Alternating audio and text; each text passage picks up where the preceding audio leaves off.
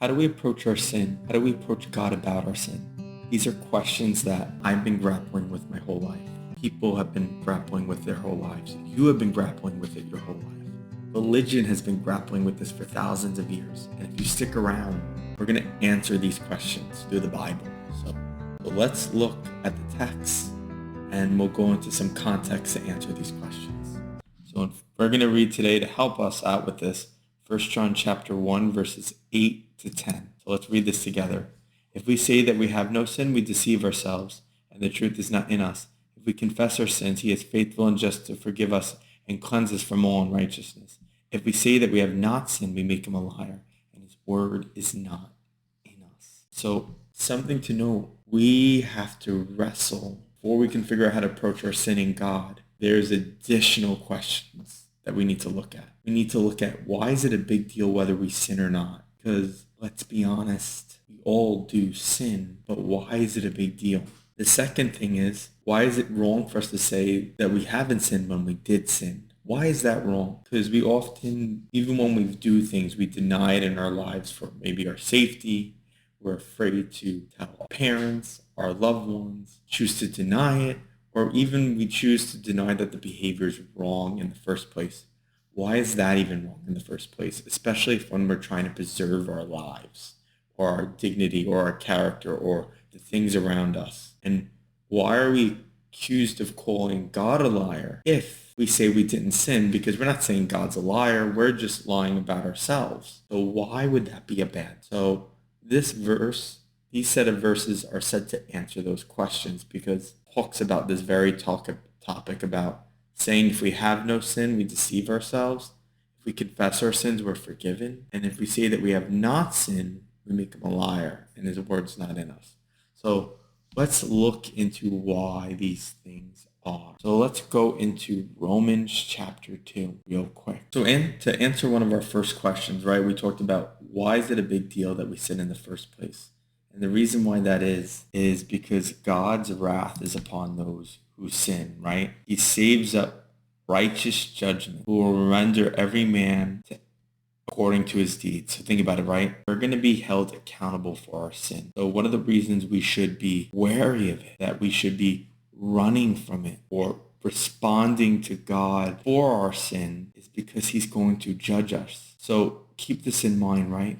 The fear of God should provoke us to understand that our sin is a problem. Just starting there, that our sin is wrong for God. And that's so important, because how we should approach our sin is that we should approach that it's wrong. We shouldn't be doing it. And if we start doing it and we're in it, this should cause us to fear, because God judges our sin. And he is not a respecter of person. It reads at the bottom of the text right here. And that's a word that's saying God isn't going to give favoritism to one and not the other. God is always consistent in his judgment. And that should scare us, because we've all sinned and fallen short of the glory of God. And we all deserve judgment. And that's why this should stir fear into our souls. So as this fear stirs our soul, we're going to look at another text of scripture to answer one of the other questions we spoke about. How do we approach God about our sin?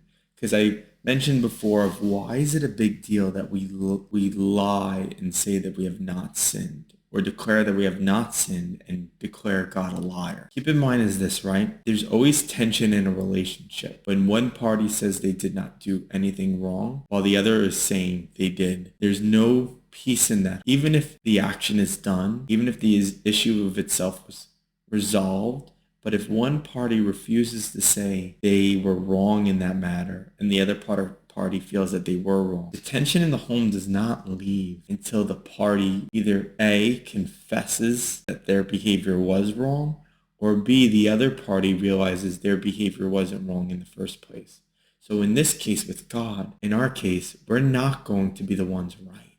Jesus is the one that's going to be right. Father is the one who is right. So we have to understand that. So there's a text in scripture in John 9 we're going to go into, and we're not going to read the whole chapter, but in the context prior to it, Jesus just heals a blind man, and the Pharisees were interviewing this blind man that was made whole, and Jesus healed him, and they're trying to see if he used any means to that were unbiblical to heal him, like a false god or an idol or a spell, or to see if this guy was lying about being blind his whole life. And the guy stands by his testimony that Jesus healed him, and the Pharisees keep pushing him up, pushing him, what kind of man is this? What did he say? What did he do? And eventually the man kind of responds frustrated with them, saying, I've told you multiple times how he healed me. If I tell you again, will you follow him? Because no man has been able to heal the blind any point in the Old Testament. And the Pharisees get angry and kick him out.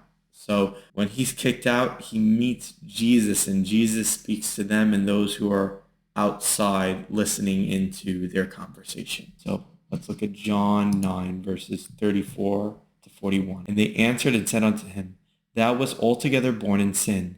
Thou dost teach us. And they casted him out. And Jesus heard that they had cast him out. And when he had found him, he said unto them, Dost thou believe on the Son of God? He answered and said, Who is he, Lord, that I may believe on him? And Jesus said unto him, Thou hast both seen him, and it is he that talketh with thee. And he said, Lord, I believe. And he worshipped him. And Jesus said, For judgment I have come into the world, that they which see not might see, and they which see might be made blind. And some of the Pharisees which were with him heard these words, and said unto them, Are we blind also? And Jesus said unto them, If you are blind, ye should have no sin. But now you say, we see, wherefore your sin remaineth. So I want to notice something here in the text, right? I ended it with, therefore your sin remaineth. Context of this, right? The Pharisees are saying they see, right? Because it says in verse 40, some of the Pharisees which were with him heard these words, and said unto them, Are we blind also? And there's something to note here. When you're saying your condition is good, when it's not, you bring yourself in a place of danger. So when you're saying you're blind and ignorant, people often give you a pass, right? If you're an expert in something and you get it wrong, like if you're a doctor and you get wrong, let's say what causes a heart attack, there's a lot of weight that is placed upon you, versus if you're not a doctor and you start off with, I don't know what causes a heart attack. There's less judgment upon you. There's less pressure on you. And that's the same thing here. So the Pharisees are claiming they see and that they're walking right with God. So there's a greater level of judgment that God has upon them, versus Jesus is talking about he's come to save the blind, where those who are professing that they're blind and are hurt and have a need, they have a sin problem, Jesus has come to heal them, that they may be right with God.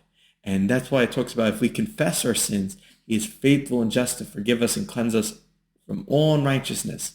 This isn't talking, by the way, about confessing to a priest. This is talking about when we repent and we confess our sins before God. We're acknowledging we have sinned against him and we need to turn. This is a confession of we're in the wrong and God is in the right.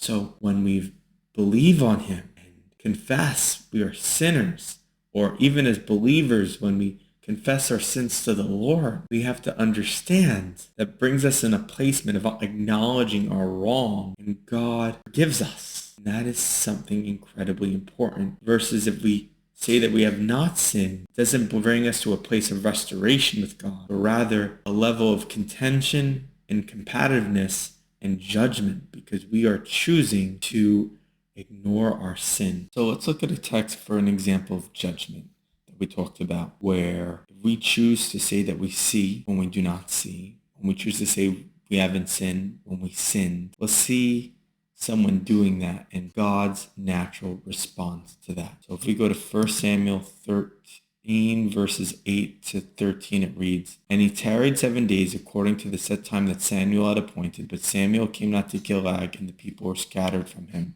And Saul said, Bring a burnt offering to me and a peace offering.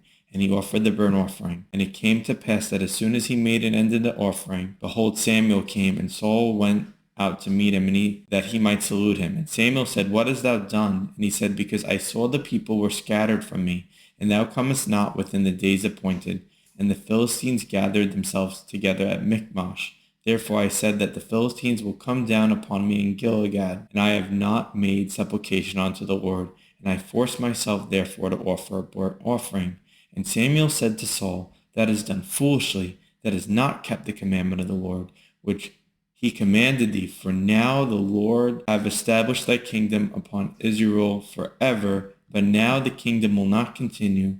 And the Lord sought him a man after his own heart. And the Lord commanded him to be captain over his people, because thou hast not kept which the Lord commanded thee. So in the text we just read, context of the story is Saul's about to go to battle. He's a king, but he's supposed to wait for the prophet Samuel to make an offering or a sacrifice before the Lord, because he held an office of priest and prophet, and he was supposed to make an offering. But Saul, being impatient, even when there's a little bit of delay and the people around him are pressuring him to make a sacrifice or to do something, Saul ends up doing it. And the moment that Saul does it, Samuel appears. And rather than Saul just owning up to his behavior, saying, I have sinned, I have messed up, rather he makes it seem like he forced himself to do it because it was the right thing to do. And this is often what we do with our sins. We often say we were forced to do this in the position that we were in. We make excuses for our sin, and because of that, Saul lost his anointing as king. And though he reigned until he passed away in war, he lost the blessing of God, where God stopped hearing him and answering his prayers. And Saul was driven to madness over his sin because he refused to not just acknowledge it, but he refused to say that it was sin. And this leads to Saul losing his kingdom. And how do we apply this now for us? We as Christians, or those who are choosing to come to Christ, we need to be honest with God. Our approach should be about our sin. Lord, only I have sinned against thee. Only I have wronged thee. Let me repent and turn to you, God. Let me trust in Jesus. Let me come to Jesus to be cleansed and forgiven. That should be our approach. But when we choose to hide our sin, we rob ourselves of our blessing, our anointing, and our calling to love and enjoy and have friendship with God, because we're choosing to lie to God and lie to others, saying that we are not sinning and God is wrong. And that's why it's so important for us to have this in mind when we're looking at the text, because God hates sin. And we need to understand, and it really needs to grip our soul and our minds, that we can't lie to God. God knows everything. So we should go before God with a pure conscience and a pure heart, not that our hearts not have sin, but a pure heart and honesty and confession before the Lord, seeking to be cleansed and forgiven, and willingness to turn from it and not to lie to God about our sin. So now this gives us two choices as we go back to the main text. Either we confess our sins or we lie about our sins. We either declare that we're sinners or we declare we're just.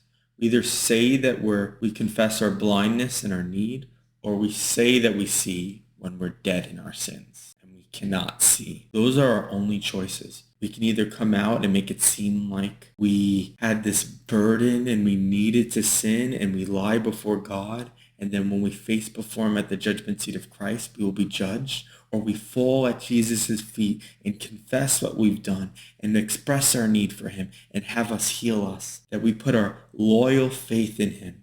That we no longer put ourselves as the arbitrator of truth in our lives and morality, and we declare that what is right and wrong, but go to God and say, Lord, we have sinned.